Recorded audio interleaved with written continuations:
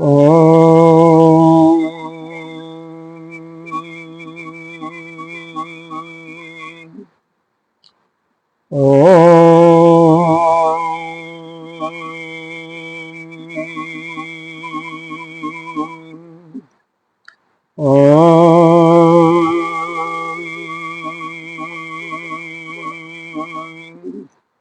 ओम सहनावतु सहनो भुनक्तु सह वीर्यं करवावहै तेजस्विनावधीतमस्तु मा विद्विषावहै। ओम शांति शांति शांति। शंकरं शंकराचार्यं केशवं बादरायणं सूत्रभाष्यकृतौ वन्दे भगवन्तौ पुनः पुनः।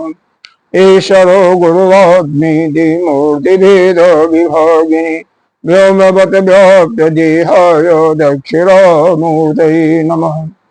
अखण्डमण्डलाकारं व्याप्तं येन चराचरं तत्पदं दर्शितं येन तस्मै श्रीगुरुवे नमः। अज्ञानतिमिरान्धस्य ज्ञानाञ्जनशलाकया चक्षुरुन्मीलितं येन तस्मै श्रीगुरुवे नमः। गुरुर्ब्रह्मा गुरुर्विष्णु गुरुर्देवो महेश्वरः गुरुर्साक्षात् परं ब्रह्म तस्मै श्रीगुरुवे नमः।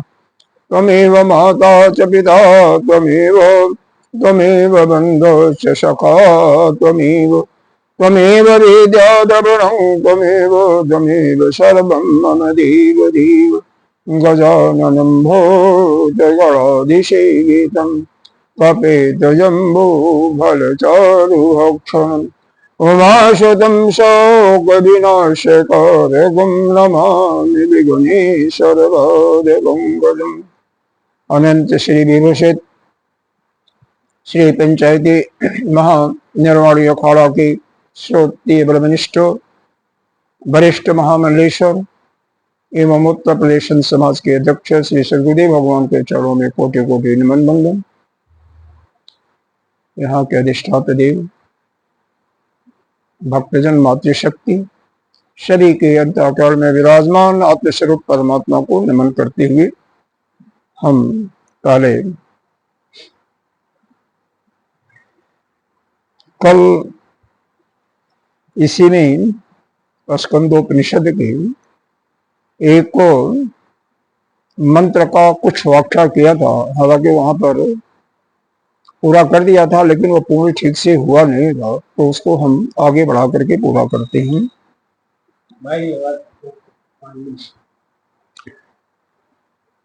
अच्युतो अस्मि महादेव तव कौलेशतः विज्ञान घन एवास्मि शिवोऽस्मि किमितः परम्।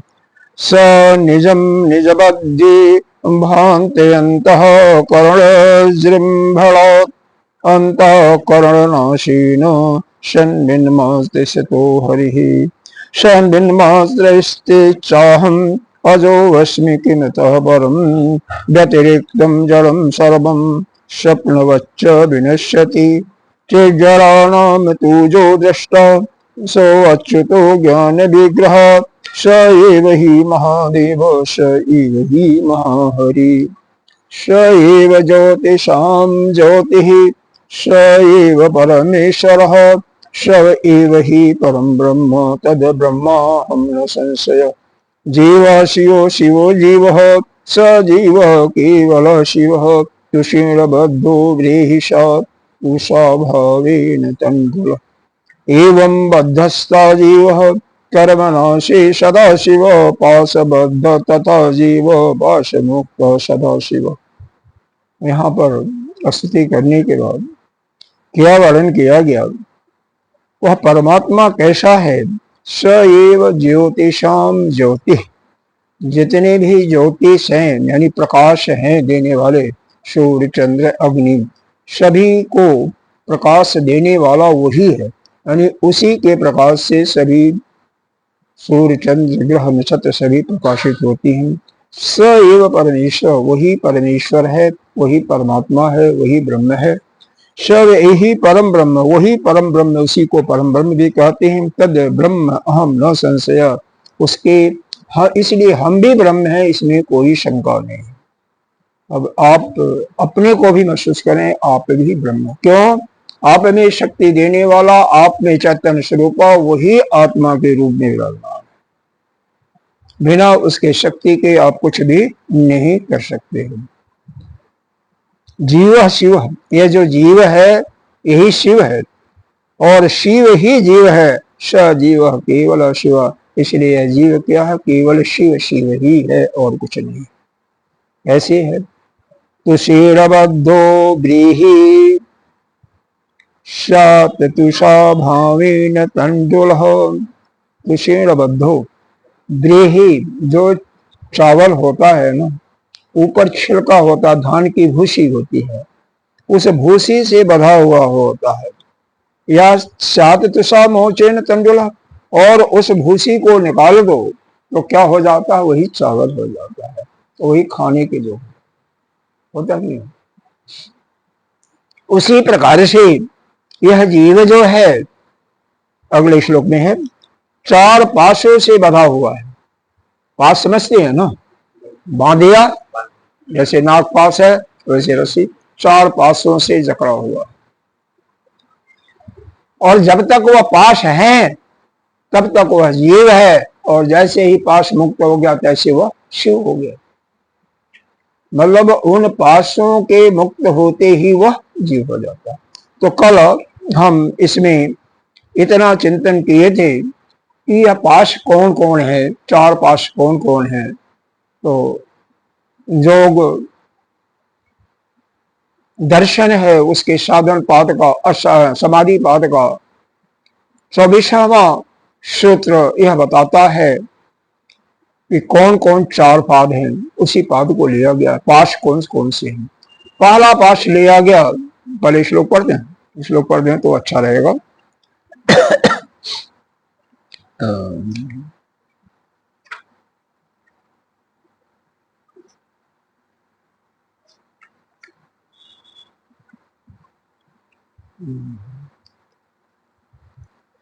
क्लेश कर्म विपाक आशय परामिष्ट पुरुष विशेष ईश्वर। इस पर चर्चा हो गई थी, इसको ज्यादा चर्चा नहीं, केवल संक्षिप्त बताते हुए आगे बढ़ते हैं। जहां पर वहां पर पूर्ण रूप से चर्चा नहीं हुई थी। क्लेश कर्म, क्लेश का मतलब जानते हैं, क्लेश को फिर परिभाषित किया, इसे योग दर्शन में किया गया, 5 प्रकार से परिभाषित किया गया। क्लेश का परिभाषा किया गया, अविद्या, अस्मिता, राग, द्वेष, अभिनिवेश, पंच क्लेश। यह 5 क्लेशों के रूप में बताया गया। यह साधन पाद का तीसरा सूत्र है। फिर वहां पर यह बताया गया अविद्या। फिर अविद्या को 4 भागों में बताया गया, उस पर भी डिस्कस हो गया था कल। अविद्या को बताया गया कि अनित्य, असुचि, दुख, दुख, अनात्म, नित्य, सुख, नित्य, नित्य, शुच, सुख, आत्मन। मतलब अपवित्रता में जहां पर गंदगी है, गंदगी को ही पवित्र मानना। जहां अपवित्र स्थान है उसको पवित्र मान लेना। कैसे? गलती से, भ्रम से। अनित्य में जो अनित्य है, अनित्य का मतलब जो आज है कल नहीं रहेगा। जैसे ये शरीर है, आज है कल नहीं रहेगा। घर द्वार धन इत्यादि जो भी आज है कल नहीं रहेगा। कल का मतलब किसी समय ये नष्ट हो जाएगा। तो इसको नित्य समझ बैठना, अनित्य को नित्य। दुख है उसको सुख में। जितना भी संसार में काम करते हो वो दुख ही दुख उसमें है, सुख बहुत थोड़ा सा होता है। आप देख लो, पढ़ाई के जब से शुरू किया होगा, नौकरी करते हुए या बिजनेस करते हुए आपको आश यही लगेगी कि अब सुख मिलेगा। ये मैंने शादी में भी शादी के बाद भी बच्चा तब सुख मिलेगा, लेकिन सुख का नामो निशान नहीं है। एक के बाद एक दुख बढ़ता जाता है। हर एक अपने प्रारब्ध के अनुसार पैदा होता है। अगर आप 2 आना मान लो दुख लेकर के आए हो, और जब शादी किए तो 4 आना दुख हो गया। 2 आना आपका, 2 आना पत्नी का, 4 आना दुख आपका हो गया। एक लड़का हुआ तो 2 आना दुख और आया, 6 आना हुआ। दूसरा हुआ तो 8 आना हुआ। इस प्रकार से क्रमशः दुख बढ़ता ही जाता है। सुख तो नाम निशान का थोड़ा सा थोड़े समय के लिए होता है। सुख की परिभाषा देते हुए बताया कि 4 प्रकार के सुख का वर्णन किया गया। इसलिए बता रहे हैं कि उस सुख को अगर चाहते हो तो प्राप्त कर सकते हो। पहला सुख क्या है? पहला सुख यह है कि इंद्रिय जनित सुख विषय से, ये जो आपकी इंद्रियां हैं, इंद्रियों के बारे में बताने की जरूरत नहीं है, सभी को मालूम है। कारण जिससे शब्द सुनते हो, श्रोत इंद्रिय कहते हैं। नेत्र जिससे आप किसी रूप रंग को देखते हो, रूप को नाम को देखते हो। तीसरा जो है आपका रसना, रस लेते ही हो, खाते ही हो। चौथा जो है उपस्थ और पायु, मतलब एक जनेन्द्रिय और एक बलद्वार। यह 5, अरे सॉरी, ये तो कर्मेंद्रिय दोनों हैं। यह 3 इंद्रिय हो गई, और घ्राण चौथा हुआ, एक घ्राण है, रसेंद्रिय है, और एक तो पहला श्रोत इंद्रिय हो गया, ठीक है। उसके बाद त्वक इंद्रिय, त्वचा इंद्रिय 2, चक्षु इंद्रिय 3, रसना 4 और घ्राण इंद्रिय नासिका 5। यह 5 ज्ञानेन्द्रिय हैं। तो इन 5 ज्ञानेन्द्रियों से जब मन संयुक्त होकर के किसी विषय में प्रवेश करता है तो उसका सुख मिलता है। शब्द के द्वारा भी सुख मिलता है। किसी की कोई चुगली निंदा बात कर रहा है और उसमें आपका मन लगा हुआ है तो इसमें आपको आनंद आता है।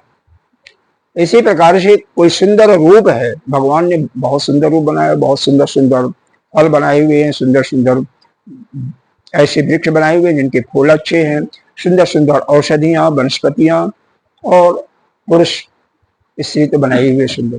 किसी में देख करके आपका मन आकर्षित हो जाता है, और वहीं पर थोड़े समय के लिए सुख होता, बाद में बस दुखी दुख होता है। तो यह पहला सुख जो है इंद्रिय जनित और विषय युक्त सुख, वह जो कि क्षणिक सुख मिलता है, बाद में इसमें दुख ही दुख होता है। इसको कहते हैं सबसे निम्न कोटि का सुख या अधमाधम सुख, सबसे नीचे की श्रेणी का सुख। दूसरा सुख जो होता है, कोई तपस्या करता है, कोई यज्ञ करता है, इस उद्देश्य से कामना के साथ फिर मरने के बाद हमें स्वर्गलोक मिलेगा, तो स्वर्गलोक का सुख उसको प्राप्त होता है। और वहां पर तो यह है कि क्षीणे पूर्णे मृत्युलोका विशंति, जैसे पूर्ण आपका क्षीण होता है तैसे मृत्युलोक में ढकेल दिए जाते हो। तो वह सुख अधम प्रकार का, मतलब प्रारंभिक कोटि का वह सुख मान लो सुख। दूसरा सुख जो मध्यम श्रेणी का कहा जाता है, आप भगवान की उपासना करते हो, उसमें तन्मय हो जाते हो, एकाग्र हो जाते, तो वह जो सुख मिलता है वह मध्यम श्रेणी का सुख होता है। क्योंकि उसमें भी भगवान आपकी मुक्ति भी मिल गई, शारूप मिल गई, शालोक मिल गया, तो उसमें भी कुछ समय के बाद आपको आना पड़ता है। जैसे जय और विजय, शारूप मुक्ति मिली थी, भगवान विष्णु के पार्षद थे, श्राप बस उनको 3 जन्मों तक राक्षस का जन्म लेना पड़ा। हिरण्यकश्यप और कुंभकर्ण, अरे हिरण्यकश्यप, हिरण्याक्ष, रावण, कुंभकर्ण और शिशुपाल और दंतभक्ति। इस प्रकार से अलग अलग कहानियां आप लोगों ने अच्छी तरह से सुना होगा। हिरण्यकश्यप, हिरण्याक्ष सतयुग में हुए थे, त्रेता युग में हुए थे रावण और कुंभकर्ण, और द्वापर में हुए थे शिशुपाल और दंतभक्ति। शिशुपाल भगवान के ही फुआ का लड़का था, बुआ का लड़का था, कोई अन्य नहीं था। 100 गाली तक भगवान ने क्षमा किया था, 101 गाली में चक्र से काट दिया सिर उसको। तो इस प्रकार से यह दूसरा सुख जो है, जो मध्यम श्रेणी का कहा गया, यह भगवान की भक्ति का है, उपासना का है। जो उपासना में तल्लीन हो जाते हैं और उनके लोक को प्राप्त कर लेते हैं या उनके रूप को भगवान को प्राप्त कर लेते हैं, यह सुख होता है। और उत्तम श्रेणी का सुख वह है जो कि ज्ञान प्राप्त करके अपने स्वरूप में स्थित हो जाता है। फिर उसको कहीं पुनरपि जन्मम पुनरपि मरणम पुनरपि जननी जठरे शयनम, यह संसारी बहुत दुस्तारे आई मुरारी पाईदा। फिर उसको जन्म मरण से हमेशा हमेशा के लिए छुट्टी मिल जाती है। कब मिलेगा? जब आप अपने को जान जाओगे कि आप कौन हो, कुछ और कुछ नहीं करना है, कुछ ना तो कोई यज्ञ तप कुछ नहीं, अंतःकरण की शुद्धि के लिए सब करना पड़ेगा, वो बात अलग है। क्योंकि अंतःकरण शुद्ध नहीं होगा तब यह ज्ञान आपके अंदर प्रवेश नहीं करेगा, अंदर बैठेगा नहीं। और जब तक अंतःकरण शुद्ध नहीं होता तब तक यज्ञ दान तप करिए, और जब शुद्ध हो गया तो केवल सुनते सुनते आपको ज्ञान हो जाएगा। जैसे अष्टावक्र जी ने राजा जनक को कहा, एक पावदान पर उन्होंने एक पैर रखा, उन्होंने कहा राजन दूसरा पावदान आप रखिए, मैं बोल रहा हूं तभी आपको ज्ञान हो जाएगा, क्योंकि आपका अंतःकरण शुद्ध है। इतने समय में, इतनी सेकंडों में ज्ञान प्राप्त हो जाता है। ज्ञान क्या है? आप ही ब्रह्म हो। ये जो देख रहे हो संसार, यह मिथ्या है, झूठा है, यह आपके पढ़ने नहीं पड़ेगा। मांडूक्योपनिषद का अलाप शांति प्रकरण का अगर सत्संग सुनो, इसको मैंने पूरा किया अहमदाबाद में 2 महीने में, और बाद में सिद्ध किया गया कि यह स्वप्न अवस्था, जागृत स्वप्न सुषुप्ति तीनों अवस्थाएं क्या है? यह मिथ्या ही है। जागृत अवस्था स्वप्न अवस्था जैसे ही यह कोई अंतर नहीं है। स्वप्न अवस्था में वस्तु नहीं होती है, अवस्तु होता है, लेकिन उपलब्धता वस्तु की होती है। आप देखते हैं सैकड़ों आदमी, हजारों आदमी, या शेर है, हाथी है, वस्तु की उपलब्धता दिखाए, लेकिन वास्तविक में वस्तु नहीं होती है, वास्तव वस्तु नहीं होती, और वो थोड़े समय के लिए होती है। यह जो जागृत अवस्था में जिस समय आप जागे हुए हो, इंद्रियां भी जागी हुई हैं, शरीर भी जगा हुआ है, इसमें वस्तु भी है, उपलब्धता भी है, तो ग्राहक का भाव भी होता है, लेन देन भी होता है। थोड़े समय के बजाय ज्यादा समय तक अंतर ही है। बाकी यह भी समाप्त होने वाला है और सपने में भी समाप्त हो जाता है। स्वप्न का यह है क्षणिक समाप्त हो जाता है, कुछ क्षणों में, यहाँ पर साल 2 साल 10 साल 50 साल तक यह रहता है। कोई भी धन हो, मकान हो, गाड़ी हो, सबका सुख थोड़े समय के, एक निश्चित समय के लिए, उसके बाद वो नष्ट हो जाना। अरे करोड़ों टन का जो पुल बनाते हैं, इतना मटेरियल लगा देते हैं, वो भी एक दिन नष्ट होना पड़ता है। सब कुछ नष्ट होना। इस संसार का तो एक सूत्र है, 2 सूत्र याद रखो। पहला सूत्र, जो उत्पन्न होता है, पैदा होता है, वह एक दिन नष्ट हो जाएगा। शरीर पैदा हुआ, शरीर नष्ट होगा, यह ध्रुव सत्य है। इसलिए इसके लिए कोई चिंता नहीं करनी चाहिए। आप शरीर नहीं हो, लेकिन यह भी याद रखो आप शरीर से अलग हो। इसको मानो तो आप जागे हुए हो, न मानो तो सोए हुए हो। यही ज्ञान है, आप शरीर नहीं हो। अब यह आपको पक्का अगर बैठ गया आप शरीर नहीं हो, तो शरीर के जितने संबंध है वो भी आपके नहीं है।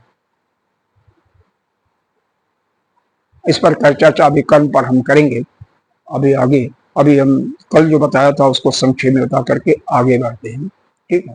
तो उत्तम प्रकार का सुख क्या है कि अपने स्वरूप में स्थित होना, या आत्म साक्षात कर लेना, या आत्म ज्ञान प्राप्त कर लेना, वो ही जो है उत्तम कोटि का, उत्तम प्रकार का सुख है, ठीक है। आप ही ब्रह्म है। केवल एक भ्रमवश मान बैठे हो कि मैं बधा हुआ हूं, और उसको भ्रम को छोड़ दो तो आप मुक्त नहीं, आप बधे नहीं हो, आप मुक्त ही हो। वो तो अज्ञान के कारण, विद्या के कारण आपने मान लिया है कि बधा हुआ, बधे हुए हो। आपने मान लिया है मैं अमुक हूं, जो कि हो नहीं। जितने भी जीव है उन्होंने जब यह स्वीकार कर लिया है कि मैं जीव हूं, तभी तो जीव है। अगर स्वीकार न करें तो कैसे कौन जीव बनाएगा?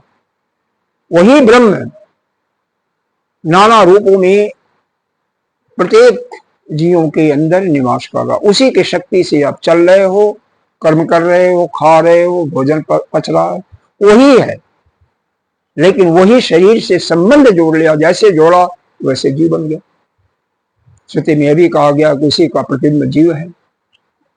ईश्वर अंश जीव अविनाशी, तुलसीदास जी ने भी कहा है वही, लेकिन शरीर से रिश्ता कर लिया। जबकि शरीर जड़ है, मन बुद्धि चित्त अहंकार जड़ है, वह चेतन है, चैतन्य है, ज्ञान स्वरूपा प्रकाश स्वरूपा है। अब चेतन और जड़ का आपस में मिलन नहीं हो सकता, लेकिन मान तो लिया ना, मान लिया तो हो गया बस। जैसे एक छोटा सा दृष्टांत ले लो, बंदर को चना बहुत पसंद है। चना एक गगरी में रख दो, गगरी जानते हो ना, घड़ा जिसमें पानी, सुराही समझो, सुराही में तो नहीं, उसका हाथ जाएगा, गगरी में चला जाएगा। अब जब वो हाथ, उसका घ्राण शक्ति इतनी तीव्र है, अरे कई चीजों की घ्राण शक्ति बहुत तीव्र है, आपकी नहीं है। कुत्ते की तीव्र है, गिद्ध की बहुत तीव्र है, हाँ हाँ, और बंदर का भी है। जैसे उसके मतलब गंध गया चने का, वैसे वहां पर पहुंचेगा और अपना हाथ डाल देगा। हाथ डालेगा तो हाथ तो चला जाएगा, खुला हुआ है, लेकिन जब मुट्ठी में बंद कर लिया तो वो नहीं निकलेगा ना।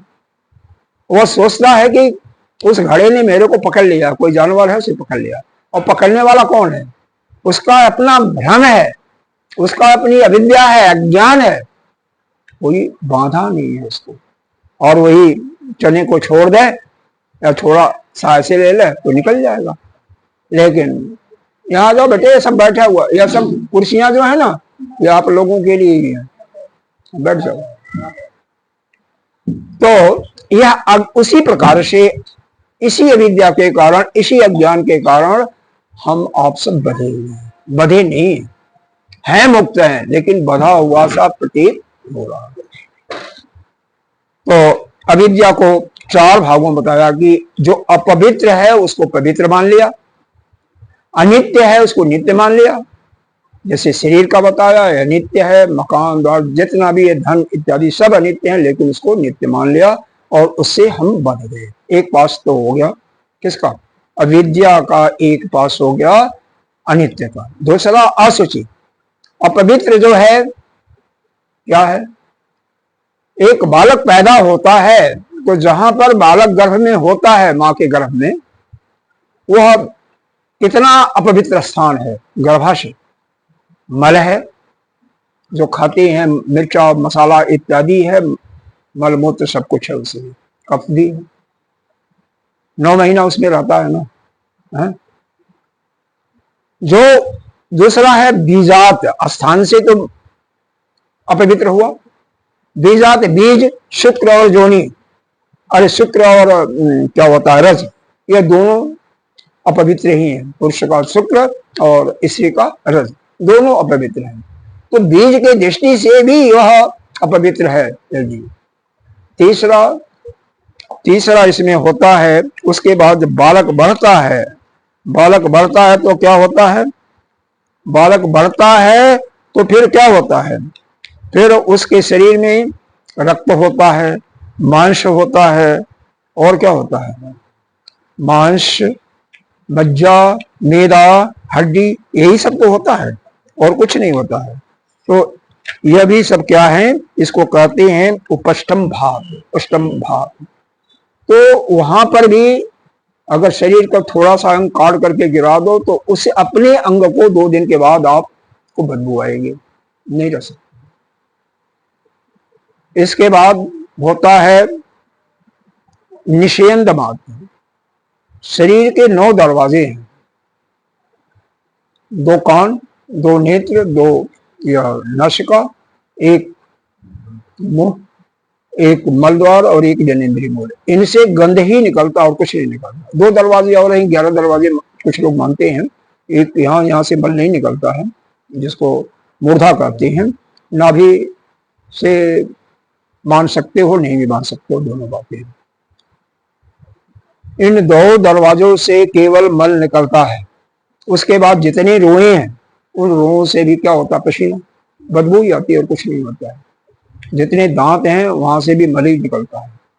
उसको अगर मंजन दिन में 2 बार ना करो, 1 बार ना करो, तब तो रह ही नहीं सकते, किसी के साथ बैठोगे नहीं।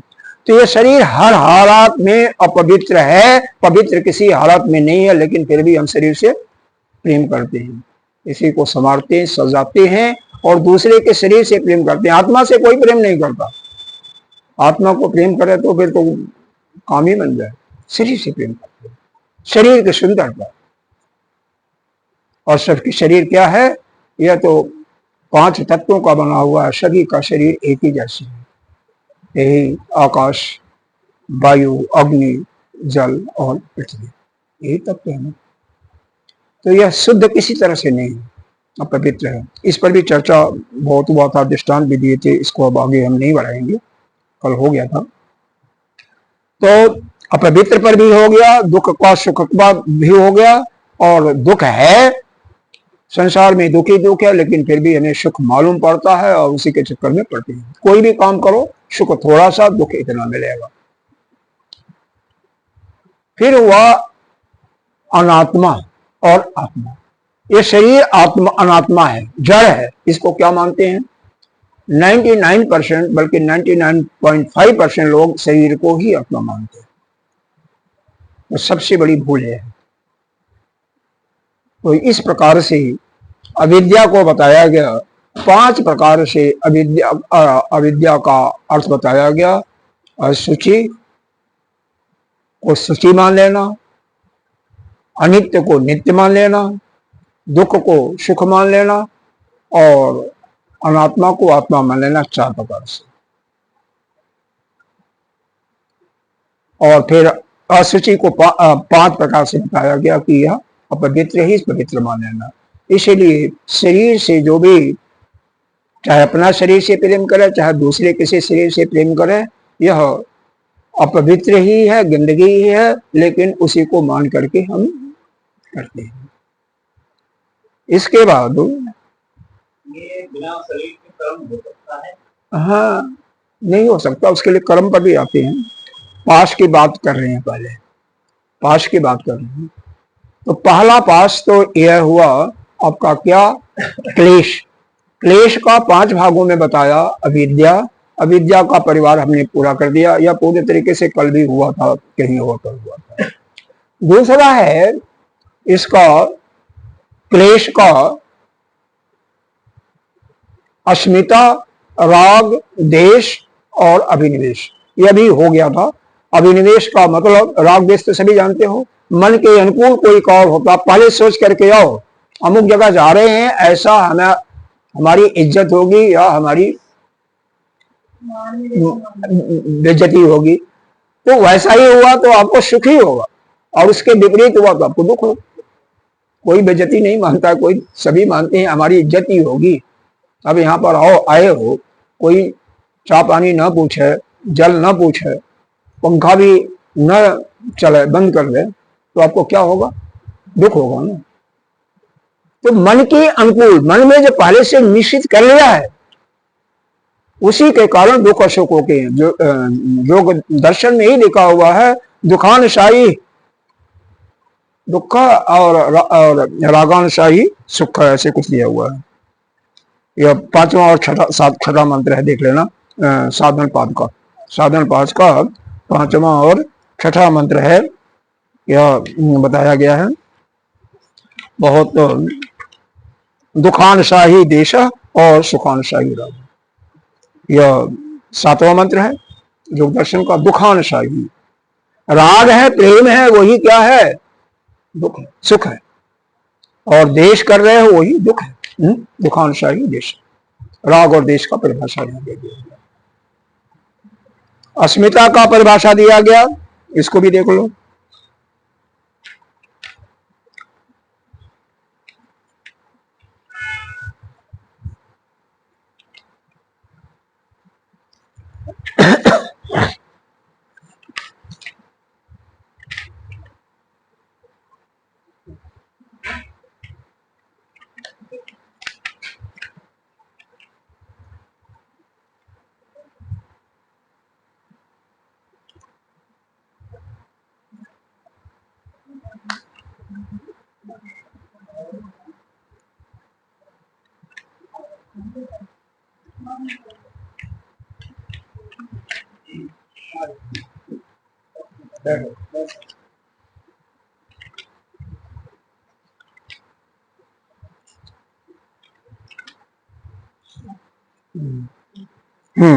दीर्घ दर्शन, दीर्घ दर्शन शक्तो एकात्मयी व अस्मिता।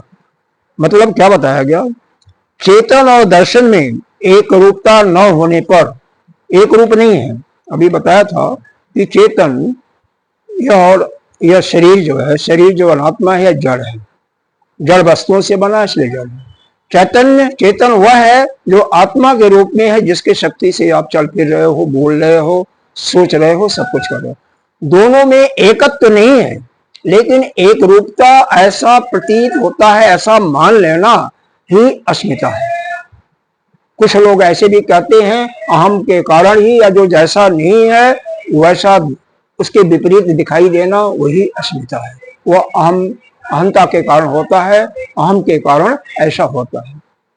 जो भी आप देख रहे हो वह अलग है, उस रूप में नहीं है, लेकिन हमें कुछ अलग ही प्रतीत हो रही है, इसी को अस्मिता कहते हैं। इसी का दृष्टांत यहाँ पर दिया कि जड़ और चेतन दोनों में एकत्व देखना। मतलब शरीर जड़ है और आप चेतन हो, आप शरीर नहीं हो। पहली बात, अब ऐसे स्पष्ट समझो, तो दोनों को आपने एक मान लिया ना। आपने शरीर को मान लिया कि मैं शरीर हूं। कोई ऐसा हो कि जो शरीर को नहीं मानता? मानते तो हो ना। इसी कारण यह है नहीं, लेकिन एकत्व तो मान लिया, इसी को अस्मिता कहते हैं। तो राग और देश भी हो गया, और पांचवा जो है अभिनिवेश। सभी लोग चाहते हैं कि मेरी मृत्यु ना हो, सभी लोग जिंदा रहना चाहते हैं। कीड़ा हो, छोटा सा चींटी हो, मारने जाओ भागेगी दौड़ेगी। एक बालक, छोटा बालक अबोध, नहीं जानता मृत्यु क्या होता है, लेकिन वो भी मृत्यु से डरता है। सब डरते हैं। तो मृत्यु ऐसी चीज है, सभी डरते हैं, उसी को अभिनिवेश कहते हैं। यह भी योग दर्शन में ही ये सब सिद्धांत योग दर्शन के हैं। वेदांत ने उसको भी पूरा स्वीकार किया है कि बिल्कुल यह सही है। पंचक्लेशों को तो जगह जगह कोटेशन दिया जाता है वेदांत में, और क्लेश का तो क्या करना, पवित्रता पवित्रता सब सारे ऐसे ही हैं, सारे मान्य हैं, ऐसा नहीं है। योग दर्शन का व्याख्या लिखा था, बनाने वाले तो पतंजलि जी हैं, और व्याख्या करने वाले हैं, इसका भाष्य करने वाले हैं यही वशिष्ठ जी, अरे व्यास, वेद व्यास मुनि जी, जिन्होंने वेदों का संकलन किया था, वही है। इसलिए दोनों में काफी कुछ, जहां कुछ है उन्होंने अपना अलग कर दिया, बाकी सब ठीक है। ठीक है, तो यहाँ पर आपने यह चीजें आपने देखा कि पाश में पहला पाश जो था वह क्लेश था, क्लेश था। क्लेश को फिर भागों में बांट रहा, 5 भागों में। अविद्या, अस्मिता, राग, देश और अभिनिवेश, पांचों पर चर्चा हो गई। अविद्या को फिर आगे बढ़ाया गया, यह 4 चीजों के कारण अविद्या होती है। अविद्या के कारण हम अनित्य वस्तु है, आज है कल नहीं रहेगी, उसको हम हमेशा के लिए स्वीकार कर लेते हैं, नित्य। दूसरा, दुख को हम सुख रूप में मान लेते हैं, अपवित्र स्थान है उसको पवित्र मान लेते हैं। तीसरा, चौथा है अनात्मा को भी, यानी जड़ को भी हम आत्मा स्वीकार कर लेते हैं। यह 4 प्रकार से इसके विषय में कल भी डिस्कशन हुआ था, आज भी संक्षेप रूप में बता दिया। संक्षेप रूप में क्या, पूरा आपको शायद स्पष्ट हो गया होगा। अब इसके बाद दूसरा है जो हमारा पाश है। पाश समझने का मतलब यह है कि अविद्या से फिर अपने को अलग करो। यह जो अपवित्रता है, अवित्रता को पवित्र मानते हो, यह जो अनात्मा को आत्मा मान बैठे हो, अनित्य को नित्य मान बैठे हो, दुख को सुख मान बैठे, उससे तो ऊपर उठो तभी तो होगा। इसका फायदा क्या होगा? केवल एक कान से सुना दूसरे कान से निकल गया नहीं, धीरे धीरे उसको अंतःकरण में करो, लेकिन तब तक नहीं होगा जब तक कि आपका अंतःकरण पवित्र नहीं होगा, मल नहीं होगा। वह कैसे पवित्र होता है? अगर कोई भी कार्य करो, अब कर्म की बात चल रहा, कर्म का दूसरा है, कर्म है ही है, दूसरा क्या है, पाश्य पाला अविद्या या था क्लेश था, दूसरा कर्म ही है। तो कर्म पर ही बात करते हैं, कर्म पर विशेष रूप से चर्चा होगी। कर्म क्या है, इस पर चर्चा करने के पहले अभी जो यह चल रहा था अविद्या का प्रसंग, कि किस कारण से हम कैसे मुक्त होंगे विद्या से, तो इसके लिए भी कर्म करना पड़ेगा ना। और कर्म कहाँ से होगा, शरीर से होगा। ये शरीर मिला है ना, तुलसीदास जी ने भी कहा है, अभी मास्टर जी ने पूछा था, बड़े भाग मानुष तन पावा, सुर नर मुन सब ग्रंथ ही गावा। ये शरीर मनुष्य जोनी इतनी आसानी से नहीं मिलती है, बहुत किसी जन्म का पुण्य होता है तब जाकर के मिलता है। और फिर भी जो इसको प्राप्त करके वृथा ही बेकार में गंवा दिया, इसका मुख्य प्रयोजन था अपने आप को जानना, और जो अपने आप को जानना नहीं, उसके लिए प्रयत्न भी नहीं किया, वो उसका जीवन तो बेकार गया ना। फिर उन्हीं 84 लाख योनियों में भटकेगा, फिर कभी कहीं का किसी जन्म का पुण्य होगा तो फिर आएगा। परमात्मा भी चांस देता है कि मनुष्य जोनी प्राप्त करो, जिससे कर्म करो और कर्म करके आप उपयोग करो। तो यह कर्म दूसरा जो पाश है, यह कर्म जो हम बाकी कर्म करते हैं अपने अर्थ उत्पत्ति के लिए, उस कर्म की बातें नहीं की जा रही हैं। यहाँ पर उस कर्म की बातें की जा रही हैं जो अपने आप को ठीक करने के लिए होता, अपने अंतःकरण को शुद्धि करने के लिए, या जो आपकी कामना उसको प्राप्त करने के लिए, जो कि आपके वेदों में बताया हुआ। जिसको कोई भी इच्छा हो, कोई भी कामना हो, जो भी कोई चाहता हो, वह यज्ञ करके प्राप्त कर सकता है। जैसे राजा दशरथ चौथे पन में पुत्र की इच्छा थी, गुरु वशिष्ठ से परामर्श किया और 4 संतानों को हुई, यज्ञ करने के बाद हुआ। जग करने वाला कोई और नहीं थे, उन्हीं के दामाद से, सुमित्रा की लड़की थी, पत्नी थी, उसी के मतलब पति थे, उन्होंने किया था। इसीलिए यज्ञ हुआ था, अयोध्या के बाहर उस पार हुआ था, अयोध्या में नहीं किए थे। हाँ, तो कुछ भी हो, आप मृत्यु पर भी विजय प्राप्त करना चाहो, क्लेश से बचना चाहते हो, मृत्यु पर विजय तो नहीं होगी, यह तो राक्षसों का काम है, आश्रित काम है। लेकिन संकट से बचना चाहो तो उसके लिए महामृत्युंजय मंत्र का जाप है। निश्चित रूप से जो हमारे शास्त्र में बताया उसका फल मिलता है। अगर उसका फल नहीं मिलता तो कोई डॉक्टर बेकार हो जाते ना। कोई भी रोग होता है तो जो डॉक्टर के पास जाते हो, दवा लेते हो, उससे आपको रिलीफ मिलता है कि नहीं मिलता है। उसी प्रकार से कोई भी आपके मन की कामना है, उसको अगर चाहो, उस कामना के लिए वेद के अनुसार कार्य करो, यज्ञ करो, तप करो, तो आपको फल निश्चित रूप से मिलेगा। लेकिन मिलेगा उतना ही मिलेगा जितना आप चाहते हो। संतान चाहते हो तो संतान मिलेगा, पुत्र चाहते हो तो पुत्र मिलेगा, अरे पुत्र संतान तो एक ही हो गया। धन चाहते हो तो धन मिलेगा, ऐश्वर्य चाहते हो तो ऐश्वर्य मिलेगा, जो चाहते हो उतना मिलेगा। विद्या चाहते हो तो विद्या भी मिलेगा। ऐसे ऐसे दृष्टांत हैं जो कि बिल्कुल मूढ़ थे और वो भी बड़े विद्वान हो गए, माता प्रभु की कृपा। तो कृपा तो निश्चित रूप से बरसती है। अब आइए, यह कर्म शरीर से ही होगा। शरीर आपका नहीं है, फिर भी शरीर को जिंदा रहे, जिससे आप अच्छे कर्म कर सको। इसलिए शरीर को जिंदा रखने के लिए क्या करना पड़ेगा? अगर दवा की जरूरत है तो दवा भी दो। भोजन और पानी यह प्राण का मुख्य काम है। प्राण का भूख होता है, आपको नहीं लगता है। यह मत सोचो कि हम अपने लिए खा रहे हैं, प्राण को लगता है, क्योंकि प्राण 24 घंटे लगातार चलता रहता है। 5 प्राण हैं, प्राण, अपान, ज्ञान, उदान और समान। 5 प्राण नित्य निरंतर, अगर समान प्राण ना काम करे तो आपका भोजन न पचे, ज्ञान ना प्राण काम करे तो आपका शरीर एक स्थान से दूसरे स्थान में रक्त का ही प्रवाह ना हो, तो फिर क्या हो जाएगा? वैसे ही जहां पर रक्त का प्रवाह सुचारू रूप से नहीं होता, वहीं पर कैंसर होता है, वहीं पर दर्द होता है। उदान प्राण अगर बिल्कुल अस्वस्थ हो जाए तो आपका प्राण ही जल्दी नहीं निकलेगा, बहुत बड़ा कष्ट होगा। जिसका स्वस्थ होता है उसको मृत्यु के समय कष्ट बहुत कम होता है। तो हर एक प्राण का अलग अलग काम है, ठीक है, उस पर चर्चा नहीं करेंगे। अब यह कर्म 4 प्रकार के होते हैं जो बताया गया है। अब उन कर्मों के बाद सुनें। एक पहला है शुक्ल कर्म। यहाँ पर शुक्ल कर्म के डाल दिया। शुक्ल कर्म का मतलब आपका पुण्य ज्यादा है, पाप नहीं करते हो। ऐसे बहुत से लोग होते हैं कि पुण्य ही करते हैं, पाप नहीं करते हैं। ऐसे लोग देव योनि को प्राप्त करते हैं, क्योंकि उनका इतना पुण्य होता है कि इस मनुष्य योनि में उसका भोग नहीं कर सकते हैं। तो वो क्या करेंगे? देव योनि को प्राप्त करेंगे।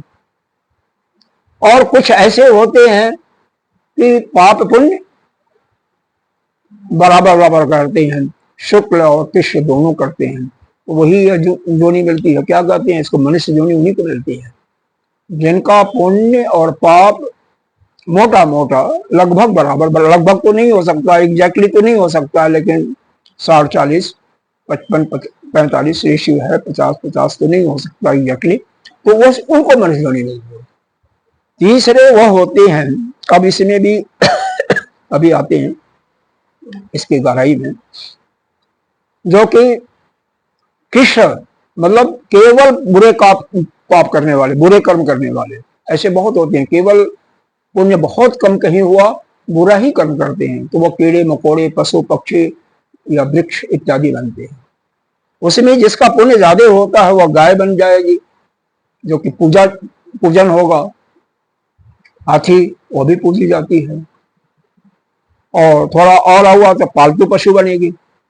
और पुण्य कम हुआ तो शेर इत्यादि। बिल्कुल नहीं हुआ तो कीड़े मकोड़े बनेंगे, स्थावर बनेंगे। इस प्रकार से ऐसे ही यह मनुष्यों में भी जिसका पुण्य कुछ ज्यादा होता है वह ब्राह्मण, क्षत्रिय, वैश्य, शूद्र वैसे ही जैसे इसके होते हैं, जैसे इसके संस्कार होते हैं पिछले उसके अनुसार होते हैं।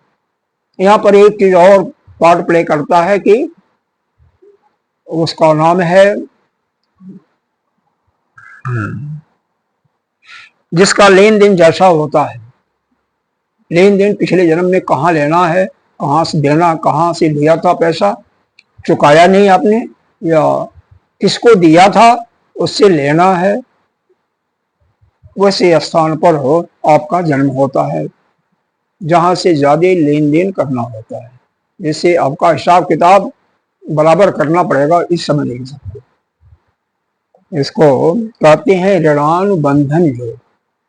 ऋण का बंधन का जो परिवार के जितने भी सदस्य होते हैं किसी न किसी ऋण से बंधे होते हैं। वो हो सकता है पिछले जन्म में आपका दुश्मन रहा, मित्र भी हो सकता है। तो यह ऋण के बंधन से है, कोई किसी का नहीं, हर एक अपना पूंजी लेकर के आता है और आप उसको करने वाले कुछ नहीं हो। केवल आपका भ्रम है कि मैं कर रहा हूं, मैं नहीं करूंगा तो इसका यह नहीं हो पाएगा। अरे कितने आप 50 में भारत स्वतंत्र हुआ ना, 48 में हुआ, 50 में पहला हमारा शासन चला ना, कितने प्रधानमंत्री बदले, कितने राष्ट्रपति हुए, एक के बाद दूसरे कहां से आए हैं? ऐसा कुछ नहीं होता है। एक सास और बहू, सास सोचती है कि बहू को अगर चाबी दे दिया तिजोरी का, जो बड़े बड़े सेठ हैं उनके यहाँ बता रहा है, तो यह तो सारा लुटा देगी। और यह नहीं सोचती है तू कितने दिन जिंदा रहेगी, आज ही रात को तेरा प्लान निकल जाए तो तिजोरी तो उसी की होगी ना। लेकिन दूसरों को विश्वास नहीं है। मतलब जो काम अकेले करके मरो, और नहीं तो बांट दो, सबको बांट दो ना, उसमें क्या है। आप बांट दोगे तो हर एक काम करेगा ना। अरे तुम्हारे जैसे तुमसे अच्छा भी कर सकता है, तुमसे खराब भी हो सकता है, कोई बात नहीं, चलता है, हर प्रकार का हो सकता है। तो यह कर्म का बंधन ऐसा है। कर्म का बंधन 4 प्रकार से हो गया। आपका पुण्य ज्यादा होगा तो निश्चित रूप से, अच्छा एक बात अभी याद रख लो, दोनों स्थितियों में पुनर्जन्म होगा। पुण्य ज्यादा होगा, पुण्य 0 होगा तो भी जन्म होगा। दोनों स्थिति में पुण्य भी ज्यादा होगा तो पुण्य को भोग के लिए आपको देवता बनना पड़ेगा। पुण्य है ही नहीं है, केवल पाप पाप है तो भी जन्मना पड़ेगा, तो फिर कीड़ा मकोड़ा या पशु पक्षी इत्यादि बनना पड़ेगा। बराबर है तो मनुष्य योनि मिलेगी, और यहाँ पर आकर के फिर आपको भगवान व परमात्मा चांस देता है कि आप यहाँ पर रह करके अपना कल्याण करो। अपना कल्याण करो न करो वो आपके बस में है। तो आपका अधिकार केवल कर्म करने में है, और यह कर्म केवल शरीर से ही होगा। अगर आपका शरीर ठीक ठाक भगवान ने दिया है तो समझो कि ईश्वर की बड़ी अनोखी कृपा है, उसकी कृपा है। शास्त्र भी उपलब्ध हैं, शास्त्र भी, क्योंकि 4 कृपाएं होती है मनुष्य पर आगे बढ़ने के लिए। ईश्वर की कृपा, शास्त्र की कृपा, और गुरु की कृपा यानी आचार्य की कृपा, और फिर चौथी कृपा अपनी कृपा होती है। आजकल शायद आचार्य भी उपलब्ध हैं, पहले जैसे नहीं है कि आचार्य खोजने से मिलते नहीं थे पढ़ाने वाले। अभी 3 जून से शायद गुरुदेव हरिद्वार में पढ़ाएंगे ही, तो पढ़ाने वालों की कमी नहीं है। और वीडियो मेरे ख्याल से यूट्यूब पर इतने महात्माओं के आते हैं जिसका कोई हद नहीं है। चाहे तो कोई पढ़ सकता है, संस्कृत पढ़ने वाले को जो पढ़ना चाहे कोई पढ़ सकता है बिना किसी चार्ज के। चौथा है लेकिन अपनी कृपा। अगर अपनी आपकी अपनी कृपा नहीं होगी तो कुछ भी नहीं कर सकते ना। प्रारब्ध जो मिला है, प्रारब्ध को भाग्य कर सकते हो। उसका मतलब चाहे धन की ले लो, ऐश्वर्य के ले लो, जस एक निश्चित सीमा के अंदर मिलेगा, उतना ही तक मिलेगा, उससे आगे नहीं मिलेगा, वह भाग्य होगा। लेकिन पुरुषार्थ जो है यानी कर्म जो है, कर्म से आप उसको उसके स्वरूप को बदल सकते हो, स्वरूप को बदल सकते हो। कष्ट ज्यादा है, भगवान का आराधना कर रहे हो, अनुष्ठान कर रहे हो, तो कर्म में परिवर्तित कमी हो जाएगी। जहां भाला लगना होगा तहां सुई गड़ जाएगी, कांटा गड़ जाएगा। कष्ट तो होगा, वह निश्चित है, लेकिन वह परिवर्तित हो जाएगा। जैसे आपके बीमारी में नाना प्रकार के डॉक्टरों से दवाई लेते हो, निश्चित रूप से दवा का असर पड़ता है। जैसा जिसका रोग होगा उसके अनुसार पड़ेगा। उसी प्रकार से आप यह यज्ञ दान तप जो बताया गया है, अब भगवान ने गीता के 18वें अध्याय में इतना बताया है कि यज्ञ दान तप तो करते ही रहना चाहिए। कब तक करना चाहिए? जब तक जियो तब तक करो। क्यों? इससे आपका अंतःकरण शुद्ध होता है। पवित्रा मनीषा यज्ञ दान तपस्या, ऐसा बताया गया है कि यह मनीषा विद्वान लोग कहते हैं कि आपका अंतःकरण शुद्ध करते हैं। बशर्ते कंडीशन यह है कि बिना किसी फल की इच्छा के, कोई चाह मत करो। यह कर्म की बात चल रही है। कर्म का भेद बता देते हैं। 5 प्रकार के कर्म होते हैं। यह तो पुनर्जन्म इत्यादि का हो गया, शरीर का होगा, जो आपका प्रश्न था। नित्य कर्म होता है।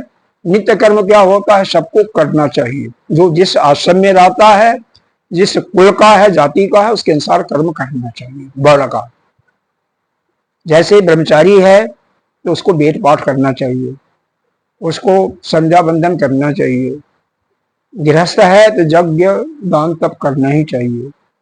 वानप्रस्थ में है तो उसके लिए स्वाध्याय, वेदों का, उपनिषदों का स्वाध्याय लाजमी हो गया, नितांत आवश्यक हो गया।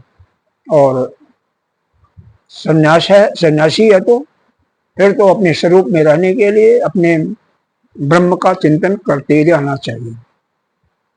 वानप्रस्थ और सन्यास में क्या अंतर है? बहुत अंतर है। ब्रह्मप्रस्थ में ऐसा होता है कि आपने घर द्वार तो सब कुछ छोड़ दिया, छोड़ करके आप एकांत वास कर लिया, लेकिन कुछ आपके मन में कामनाएं हैं, वो कामनाएं पूरी नहीं हुई। उन कामनाओं के पूरी करके आपको शास्त्रों के ज्ञान करोगे, नित्य निरंतर उन्हीं का चिंतन करोगे, धीरे धीरे कामनाएं वो भी समाप्त हो जाएंगी।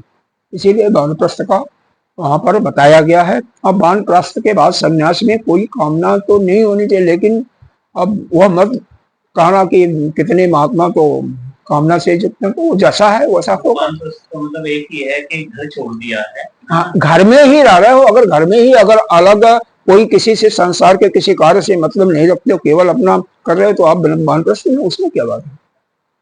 आजकल जंगल कहाँ, जंगल में कहाँ जाओगे? आश्रम में जा सकते हो, लेकिन कहाँ जाओगे? तो घर में भी रह करके अगर केवल आप उस ब्रह्म प्राप्ति के लिए ही काम कर रहे हो, उस भगवान का ही आराधना कर रहे हो, तो कहाँ क्या दिक्कत है? कुछ नहीं है ना। मुख्य रूप से आपको काम्य कर्म छोड़ना है बस। लेकिन काम्य कर्म उनके लिए वो भी एक औषधि है। किसके लिए? जो युवक है, जिनकी इच्छा है, चाह है कि हमें अमुक चीज चाहिए, अमुक चीज चाहिए तो ठीक है, मिलेगा, आप करो यज्ञ, अमुक प्रकार से करो। 4 प्रकार के ब्राह्मण होते हैं, उसमें ब्रह्मा होता है, अर्धु होता है, उद्गाता होता है, चारों के 3-3 सहायक होते हैं, तो 16 होते हैं ब्राह्मण, और 2 जजमान और वो, इस 18 के साथ करो। खर्चा भी ज्यादा है और वो भी है, और गाय का ही घी लगता है, तो उसके लिए फिर गाय भी तो पालनी पड़ेगी। सब कुछ करना पड़ेगा। वानप्रस्थ में ये होता है, जैसे गृहस्थ में आप गाय के घी का समिधा का हवन करते हो, वहां पर गाय का घी और हवन आप जंगल में नहीं पाल सकते हो, वहां पर अपने ही अंदर हवन करते हो। मंत्र का जाप किया, हवन ही अपने अंदर ही कर रहे हो, प्राणायाम कर रहे हो, हवन ही कर रहे हो, बस अंतर है। बहुत कुछ अंतर तो हो जाता है, मतलब तो कम से कम कर जाता है। तो यह कर्म की बात हो गया। तो प्रारब्ध का फल निश्चित रूप से असंभावी है, वो मिलना ही मिलना आपको। जितना होगा उससे ज्यादा आपको नहीं मिलेगा, लेकिन वही चीजें अगर आपको भगवान का शरण ले लोगे, शरणागति ले लोगे, या मंत्र का किसी का आश्रय ले लिया, तो उसमें कमी कटौती हो जाएगी, निश्चित रूप से हो जाएगी, जैसे औषधि से होती है। तात्पर्य यही है, इसलिए हमें अच्छे कर्म करना ही चाहिए। लेकिन भगवान ने स्वयं गीता में कहा है, जो काम्य कर्मों को छोड़ दिया, जिसकी कोई इच्छा नहीं है, हमें कुछ नहीं चाहिए, सभी छोड़ दिया। निषेध कर्म तो किसी को नहीं करना है। नित्य कर्म और नैमित्तिक कर्म। नैमित्तिक कर्म 16 हमारे क्या होते हैं, संस्कार होते हैं। उन संस्कारों पर या कोई अन्य कोई अमुक क्षण आए, जैसे संक्रांति आ गया, पूर्णिमा आ गई, अमावस्या आ गया, एकादशी आ गया, तो जो कार्य करने हैं इसको निमित्त रूप में करने हैं, तो इनके रूप में करते रहो। लेकिन कोई दोष है तो भी काम करते रहो, दोष से छोड़ो मत, त्यागो मत। दोष युक्त होने के बाद त्यागो मत, उस काम को करो, लेकिन कोई फल की इच्छा मत करो, फल की इच्छा को त्याग दो। तो उससे क्या होगा? अरे इस पर बहुत शास्त्रार्थ है 18वें अध्याय में।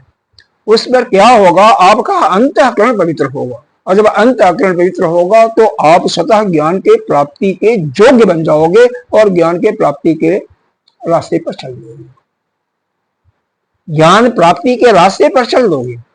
इसलिए अपने जो वर्ण का काम है, अपने आश्रम का जो काम है, उसको करिए, उसी हिसाब से कीजिए, लेकिन फल की इच्छा को छोड़ दीजिए। दोष जो आपको दिखाई दे रहा है, क्यों दोष दिखाई दे रहा है? जैसे मान लो मैं बोल रहा हूं, कितने कीड़े मर रहे होंगे, रास्ते चलते हैं हम लोग, कितने कीड़े मर जाते हैं, पता है? हम लोगों को नहीं पता है, लेकिन बहुत मरते हैं। इसीलिए जैन धर्म वाले पट्टी लगा लेते हैं, जैसे मतलब बहुत कुछ है, ऐसी बातें नहीं है, सत्य है। हर एक का कुछ न कुछ अपना एक तात्पर्य होता है, उसका अर्थ होता है, बिना अर्थ के कोई नहीं करता, ठीक है ना। तो हमें प्रयास करना चाहिए कि दोष युक्त कर्म है, दोष कम से कम हो, उसका ध्यान रखते हुए वह कर्म हमें करना चाहिए, बिना किसी प्रयोजन के, बिना किसी इच्छा के। तो नित्य कर्म और नैमित्तिक कर्म करते रहना चाहिए जब तक हमारा जीवन है, या जब तक हमें अपने स्वरूप का बोध नहीं होता है। गीता जी में भगवान ने बताया हुआ 3 अध्याय में, जब आप आत्मा में खेलने लगो, आत्मा में संतुष्टि हो जाए, आत्मा से ही तृप्ति हो जाए, तो आपको कर्म करने की जरूरत नहीं है, तो छोड़ सकते हो।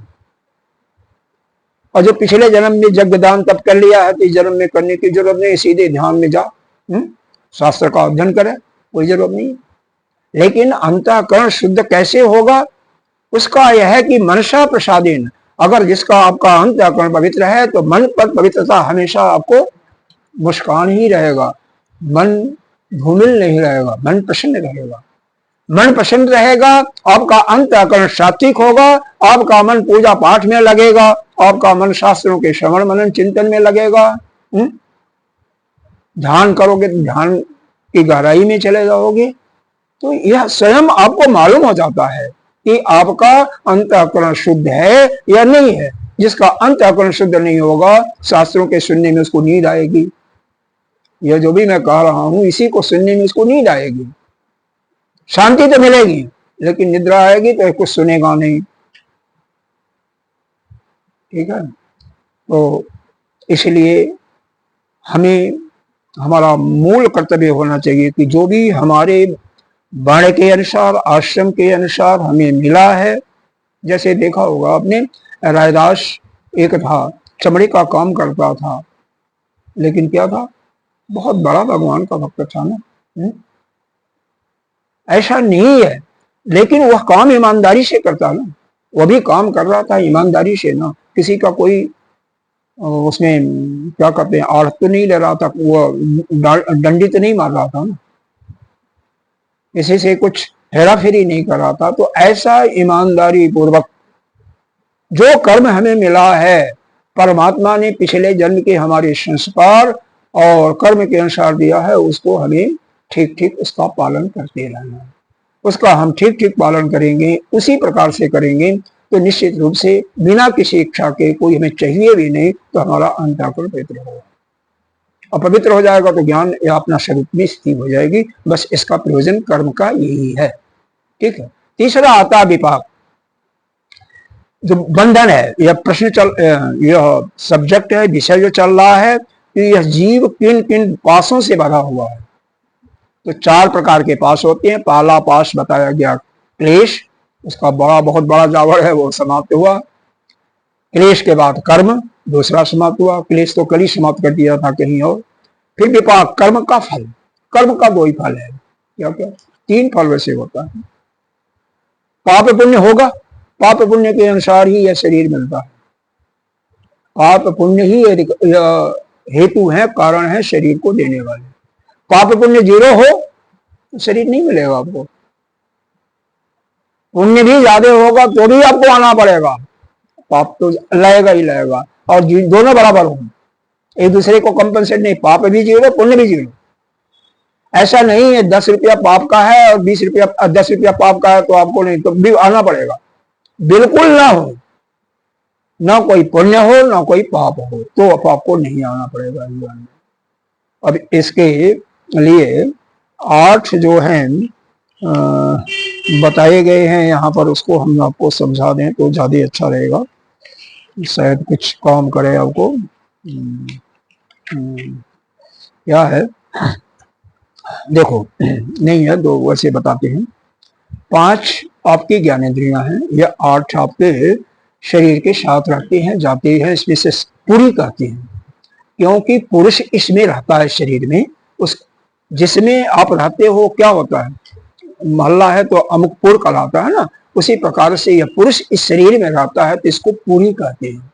यह 8 प्रकार के इसके रूप हैं। कौन कौन है? 5 ज्ञानेंद्रियां, 5 कर्मेंद्रियां, वेदपाल जी सुन रहे हो ना, 4 अंतःकरण, यह तो हो गया। कितने हुए? 3 पूरी हुए। अच्छा, इसके बाद यह शरीर को तो आधा पूरी माना गया है, इसको बहुत ज्यादा नहीं ताजुब दिया गया। क्यों? शरीर बाद में जला दिया जाता है ना, जला दिया जाता है, या इसको और क्या होता है, या जल में फेंक दिया जाएगा, और क्या होगा, जल में जल परवाह कर देते हैं या मिट्टी में गाड़ देते हैं। तो इस प्रकार से इसका यह होता है, यह बहुत ज्यादा इसका नहीं है। 5 प्राण भी हैं। यह 17 चीजें होती हैं जो कि जीव के साथ जाती हैं। 10 इंद्रियां हो गई, 4 अंतःकरण 14 और 5 प्राण, यह 19 जाते हैं। 19 में अंतःकरण को 2 भागों में कर देते हैं, मन और बुद्धि के रूप में। मन के साथ चित्त को जोड़ लेते हैं, बुद्धि के साथ अहंकार को, तो 17 तत्वों का कहते हैं। इसको सूक्ष्म शरीर कहते हैं। तो यह 17 तत्व वाला शरीर, यह तो शरीर के साथ जाता ही जाता है। प्रलय होती है या महाप्रलय होता है तो यह भी क्या नष्ट नहीं होता है, शरीर के साथ रहता है, और उसके बाद अविद्या भी साथ में रहती है, क्योंकि अविद्या के कारण आपको यह शरीर जनित है। तो अविद्या भी रहेगी, अविद्या रहेगी तो कामना भी रहेगा और कर्म भी रहेगा, कर्म भी रहेगा। तो यह 7 चीजें तो आपका रहेगा रहेगा। क्या क्या 7 हो गया? दूसरे शब्दों में अगर और 60 में समझना चाहो तो क्या है? सूक्ष्म शरीर, जो कि 17 तत्व उसके अंदर हो गया। 5 ज्ञानेन्द्रीय, 5 कर्मेंद्रीय, 4 अंतःकरण और 5 प्राण। यह 4 भाग जो है, पूरी के 4 हिस्से हैं, उसमें सूक्ष्म शरीर होगा। तो जीवात्मा के साथ यह तो जाता ही जाता है। उसके बाद ये कर्मेंद्रिय कौन कौन से? हाथ हैं दोनों, पहले बाणी है, फिर दोनों हाथ हैं, पैर हैं, 3 हो गया, मलद्वार और जनेन्द्रिय 5। ठीक है, बहुत अच्छा। नहीं समझ में आता तो पूछना तो पड़ेगा, इसमें कोई हाँ। इसके देवता भी हैं, हाथ के देवता इंद्र हैं, पैर के देवता विष्णु हैं, बाणी के देवता अग्नि है, और मलद्वार का देवता जमराज है, और इसका जनेन्द्रिय का देवता है यह जो अपना नहीं नहीं अरे सती का पिता का नाम क्या था? सती का पिता प्रजापति, इसका प्रजापति है, प्रजा को उत्पन्न करने वाला प्रजापति। इसको ब्रह्मा भी कहते हैं, कोई बात नहीं, हिरण्यगर्भ भी कहते हैं, बृहस्पति की जगह वही थे। हाँ, अच्छा। तो यह 8 पुरी है। 8 पुरियों को जाना ही पड़ता है, लेकिन 7 पुरी तो जाती जाती है, शरीर पे ही रह जाता है, इसलिए शरीर को आधा पुरी कहा गया है। ठीक है, लेकिन जो ज्ञान प्राप्त कर लेता है उसका केवल अविद्या नष्ट होता है, एक पुरी नष्ट होता है। शरीर के साथ साथ जो है ये ज्ञानेंद्रिय, ये जो है कर्म कर्मेंद्रिय, देखो सब सुनिए, शरीर जो है यह हाथ पैर यह नहीं है, यह ज्ञानेंद्रिय नहीं है, कर्मेंद्रिय है। यह ज्ञानेंद्रिय कर्मेंद्रिय अंतःकरण में होता है, यह तो बाहर का एक गोलक है, ये तो शरीर का अंग है। क्या अंतर है? बहुत अंतर। किसमें? चित्त और मन में। चित्त में संस्कार आपके जमते हैं ना, जैसे फोटोग्राफ का कैमरा होता है, मन में उसी संस्कार के साथ संकल्प विकल्प होते हैं, सुख दुख की अनुभूति होती है। जीवात्मा का जो सारा सब उसमें संस्कार होते हैं, यानी अच्छी चीज जो है सब कुछ आप किसी से 50 साल पहले में मिले होंगे, जो भी कर्म किए होंगे उसका एक छाप फोटोग्राफ आपके चित्त पर पड़ा होगा। पुनः जब मिलेगा तो आपको याद आएगा। कैसे आएगा? सोचोगे तो याद आएगा कि ये तो कहीं मिला था।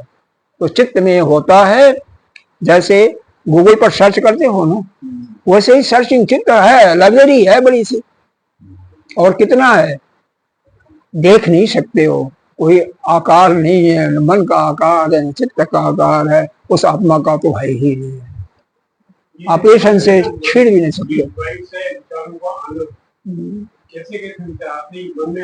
मन में आते संकल्प विकल्प।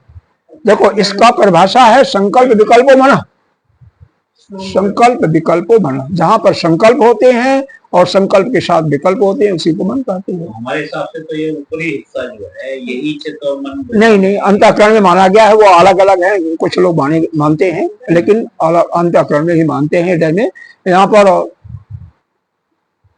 3 अरब कितने करोड़ होते हैं नाड़ियां हैं आपकी, समझे ना। कृष्णोपनिषद में आया है कि मुख्य नाड़ियां 101 हैं, हर एक में से 100 नाड़ियां निकली हैं, और हर नाड़ियों में से 72 हजार नाड़ियां निकली हैं। हम जोड़ लो कितना होता है, गुणा करके भाग देख लो, इतने नाड़ियां हैं। भागवत के अंदर ये सब कुछ ही है। हाँ, नहीं भागवत के अंदर पूरा ज्ञान तो नहीं है, लेकिन बहुत कुछ है, बहुत कुछ दिया हुआ है, लेकिन बशर्ते कोई बताए। पुराण में समझाने के लिए तो भागवत में है ही है। तो यहाँ पर सुनिए, अब इसको प्राप्त कैसे करना है। तो यह अविद्या जब समाप्त जिसका हो जाता है, तो अविद्या जो है ज्ञान प्राप्त करके ये विद्या समाप्त होती है। अविद्या का मतलब विद्या, यानी जिसको ज्ञान हो गया। ज्ञान क्या हो गया कि हम ही ब्रह्म हैं, हम यह शरीर नहीं है। शरीर से जो संबंध है वो हमसे कोई वास्तविकता नहीं है, वो शरीर के कारण है ना, वो हमसे कोई मतलब नहीं है। और यह कोई मत सोचने पड़ा कि हम चले जाएंगे तो अमुक हमारे परिवार का क्या होगा, वह करने वाला अपने आप उसका है, उसका प्रारब्ध उसको लेकर के जाएगा, उसका प्रारब्ध दिखलाता, आप खिलाने वाले थोड़ी, पालन करने वाले नहीं। हमारा भ्रम सबसे बड़ी बात यही है जीव का कि हम नहीं रहेंगे तो हमारे परिवार के जो जानवर बावड़ हैं उनका रक्षा कौन करेगा, उनको भोजन कौन देगा, उनको कौन सुरक्षा करेगा। अरे भाई वो सुरक्षा लेकर के सब कुछ तो खुद आया है, उसका प्रारब्ध वो सुरक्षा करेगा ना। आप कौन हो? कर्ण को पैदा होते ही जल में प्रवाह कर दिया गया और बाद में राजा बना और अद्वितीय धनुषधारी बना, ऐसा थोड़ी है। अर्जुन से आगे था, कम नहीं था, वो बात अलग है। अर्जुन के साथ भगवान थे इसलिए बात अलग है। उससे बढ़िया उस समय धनुष का चलाने वाला कोई नहीं था। तो यहाँ पर जब जैसे ही ज्ञान हुआ तैसे अविद्या नष्ट हुई। अविद्या के नष्ट होते ही यह सारी इंद्रियां एक एक करके सातों जानवर आपके नष्ट हो जाते हैं। ठीक है, अविद्या के नष्ट होते ही, जैसे रूम में एक तिल्ली माचिस जलाई, अंधेरा है, प्रकाश हुआ, सब कुछ दिखाई दिया, वैसे ही ज्ञान होते ही अविद्या नाश, अविद्या के नाश होते ही ये सारे ज्ञानेन्द्रिय कर्मेंद्रिय अंतःकरण सब कुछ। अंतःकरण तो यह झूठा ही जड़ है ना, तो झूठा है ही है, लेकिन जब तक ज्ञान नहीं होता तब तक है, तब तक इसका पाप पुण्य लगेगा।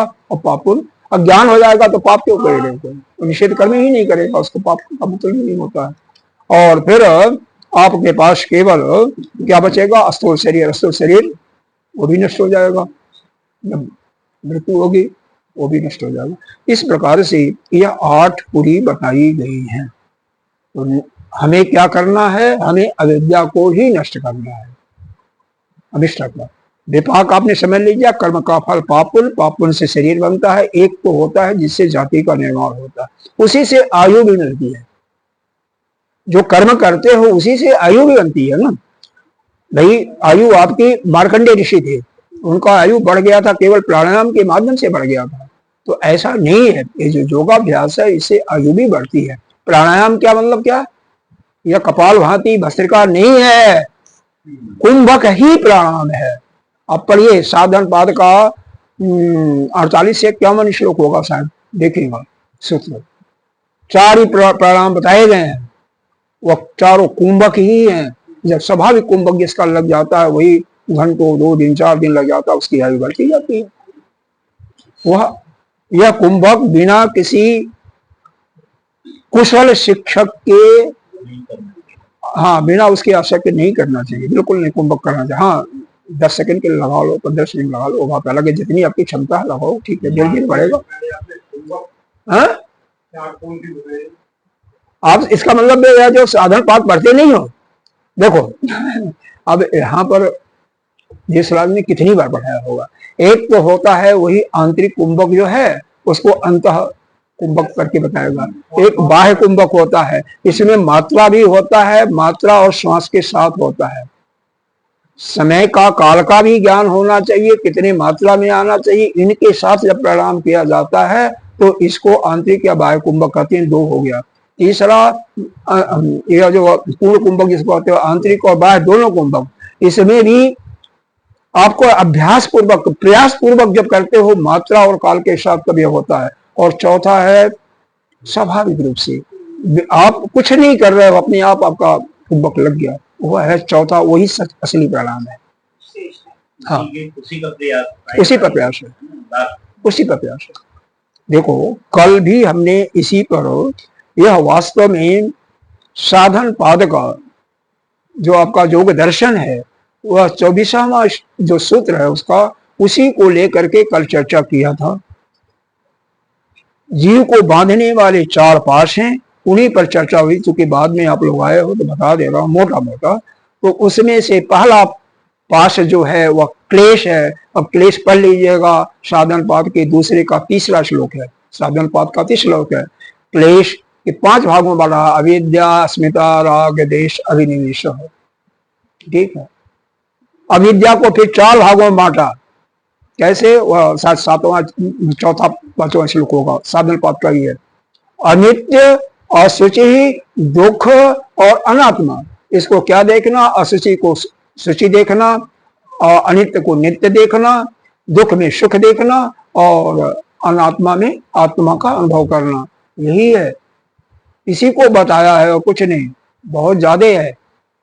ठीक है, आपका योग दर्शन में जो कि पढ़ करके आपको पक्का हो जाना चाहिए था, निश्चित रूप से कह रहा हूं, पक्का होना चाहिए था, और अपने स्वरूप में इसे अगर थोड़ा सा वेदांत का आप श्रवण करते हो तो हो जाना चाहिए था। कम से कम आप कर्म भी करते हो, और कैसे करते हो, बिना किसी चाह के करते हो कि नहीं करते हो, करते हो ना, निरभिमान कहो या दूसरा क्या कहते हैं,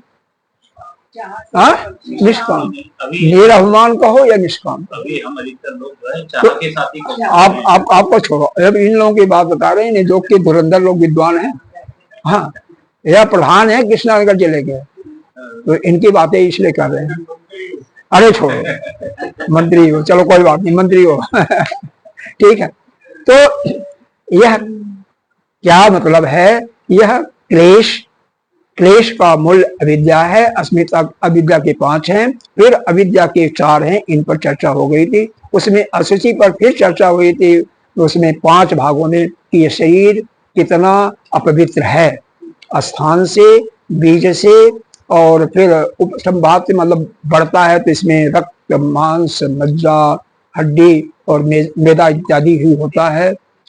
इससे 9 द्वार हैं, उससे गंदगी ही निकलती है, कानों से, नेत्रों से, नासिका से, मुंह से, मल और जननेंद्रिय मूल से तो निकलता ही है, रूहों से भी निकलता है। ये सब पर चर्चा हो गई।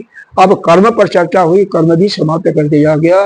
अब वो आप सुन लेना, इसमें आ जाएगा कल का और आज का भी सब सारा है। फिर विपाक में कर्म का फल 2 चीजें हैं, एक तो जाति मतलब जन्म हुआ किस जाति में जाओगे, जाति का मतलब मनुष्य जोनि में, स्थावर जोनि में, या कीड़े मकोड़े में, या पालतू पशु में, या जंगली जानवर में, किस में जाओगे, जाति हो गया। आयु का निर्धारण भी वही करता है। और तीसरा जो और होता है, यही जो है कर्म ही देता है, कर्म का फल ही देता है, आपका स्वभाव बनाता है, आपका संस्कार का निर्माण करता है, और संस्कार का निर्माण पिछले जन्म के कर्म के अनुसार ही होता है। इसीलिए जो ज्ञानी होते हैं, आपके मन को देख करके, आपके कर्म कैसे कर रहे हैं उसको देख करके बता देते हैं कि पिछले जन्म में आप किस योनि में थे। ठीक है ना। मान लो किसी के आंख में कंकड़ी चली गई हल्की सी, और वो लोटने पोटने लगा, इसका मतलब पिछले जन्म में वो भैंस था, या गधा रहा होगा, या ऊंट रहा होगा, लोटने पोटने वाला जीव रहा होगा। थोड़ी सी कष्ट में ज्यादा यही करते हैं, यही तो लौटते हैं। भैंस भी लौटती है, मरिया मारती है। वैसे कोई जमीन में वृंदावन में जाओ तो बड़े मिलते हैं, लौटते हैं ढोल में, पवित्र मानते, ठीक है पवित्र है, लेकिन एक तो केवल उसके लिए लौटना, वो तो ठीक है, चलो भाई ये पुण्य स्थान है, मिट्टी ब्रज का मिट्टी पवित्र है, उसको केवल तो ठीक है, लेकिन उसी में एंजॉय करने लगते हैं तो फिर इसका मतलब पिछले जन्म में वो वही थे और कुछ नहीं थे। तो ये तीनों चीजें मिलती हैं इसमें। आयु बढ़ने घटने का केवल प्राणायाम एक माध्यम है। आयु को थोड़ा सा जो सिद्ध पुरुष हैं वो भी उस पर लगाम देते हैं, अपने साधना के बल पर देते हैं। कल एक दृष्टांत दिया था, उसको सुन लीजिएगा वीडियो में, ज्यादा हम उस पर नहीं चर्चा करेंगे। तो क्या था, एक हरिद्वार की सत्य घटना है। एक महात्मा थे, वह नरसिंह भगवान के बड़े अद्वितीय भक्त थे, किसी जगह रुकते नहीं थे, किसी के यहाँ रुके तो एक दिन से दूसरे दिन नहीं रुकते थे।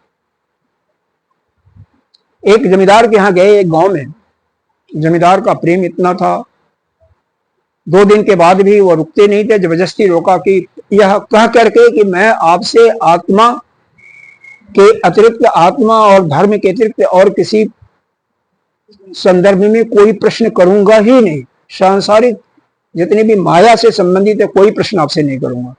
इस शर्त पर वो रुक गए।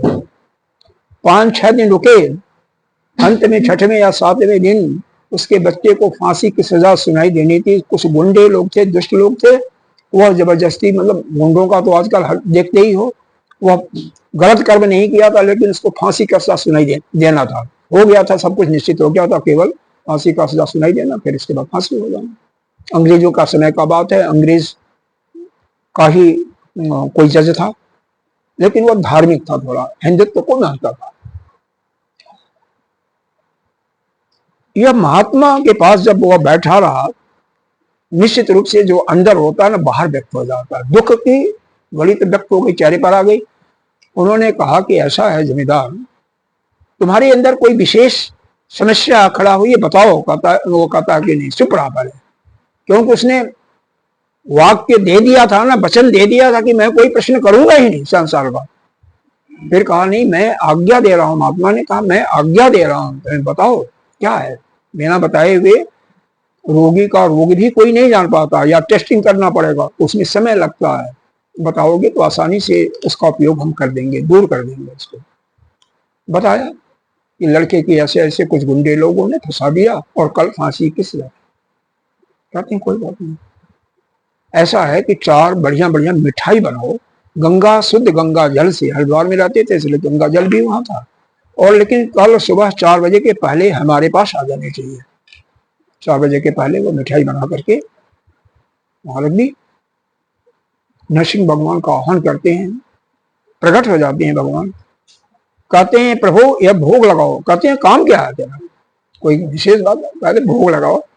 भोग लगाओ, काम सुनाते हैं, बताते हैं। उन्होंने कहा ठीक।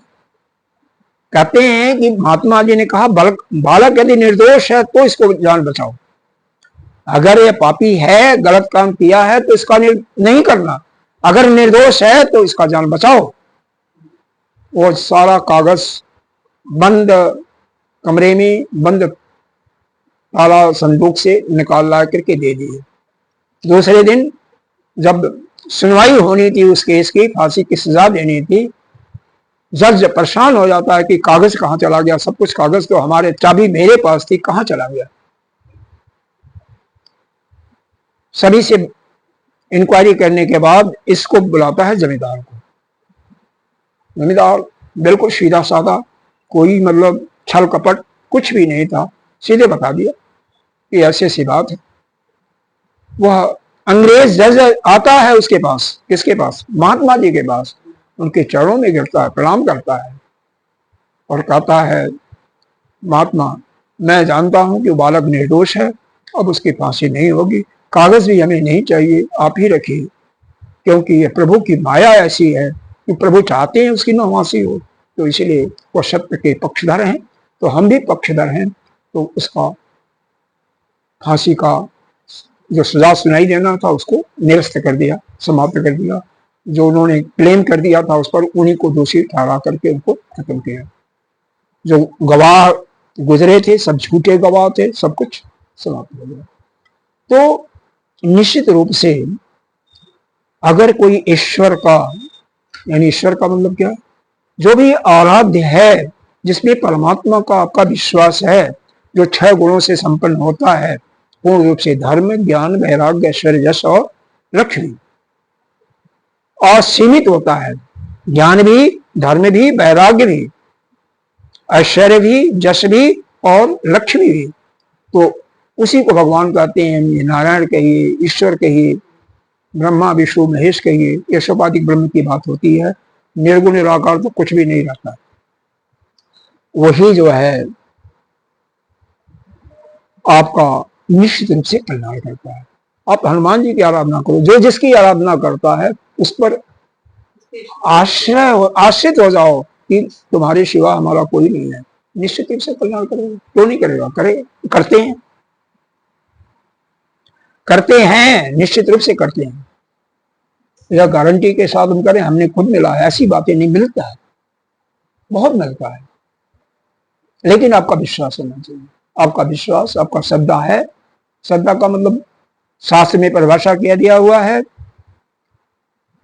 शास्त्रेषु आचार्येषु वाक्येषु सत्य बुद्धया इसी को सत्य कहते हैं। जो अपने शास्त्र में लिखा है, मतलब वेद में जो लिखा हुआ, जो गुरु या आचार्य बताया, उसमें सत्य बुद्धि हो, उसको स्वीकार कर लेना, जैसे जो कह रहा वैसे स्वीकार कर लेना, उसमें अपना नहीं जोड़ना। इसके लिए एक दृष्टांत देते हैं छोटा सा।